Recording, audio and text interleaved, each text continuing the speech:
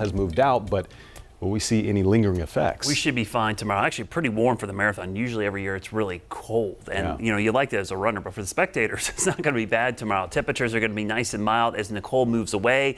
Some drier air beginning to filter, and you can see how Nicole's been spread out. Kind of looks more like a nor'easter moving up the east coast now as it moves away from us and that dry air moves in. There's another little area of low pressure, but this has some really cold air with it. I mean, it's first snowflakes of the season falling tonight across parts of Oklahoma. Some beautiful pictures there. Snowflakes flying into northern Arkansas, heading into southern Missouri. You're starting to see the Ozarks see some pretty good snow tonight as that system pushes east. Now, the winds today, these were the maximum wind gusts. We got up between a couple spots, 35 to 40 miles per hour. But for the most part, wasn't too bad, and we dodged most of the severe weather, which stayed off to the east. The flooding, though, the big story in the mountains as they continue to deal with some flooded roadways and some mudslides up there. Dew points still pretty high. By tomorrow, they will begin to slide a little bit back into the 50s, but the real dry air doesn't move in until that cold front there slices across the area. That happens late tomorrow night into Sunday morning. So tomorrow will feel like spring. Sunday, you'll wake up and it'll feel like winter's here. Temperatures are going to be really chilly, northwest winds, and highs are going to struggle to get into the low 50s. And yes, bringing the snow map out for the first time in a while.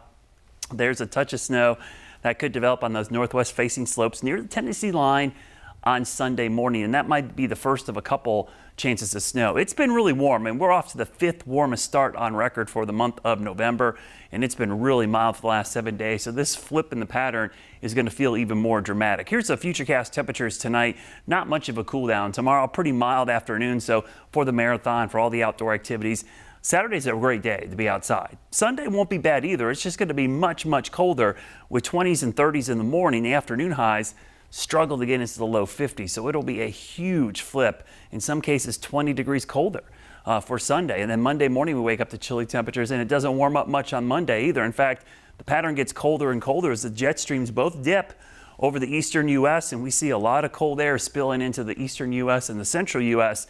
for most of next week into the following week. Now, the reason we're going to see so much cold air, another cold front's going to arrive right there. Thursday into Friday, that's going to bring in, or Wednesday, I should say, bringing in some much colder air. You see the first front this weekend, and then going into the middle of the week, there's that second front, which really gives us some cold air. In fact, I think there'll be more mountain snow with that front. There's the cold air.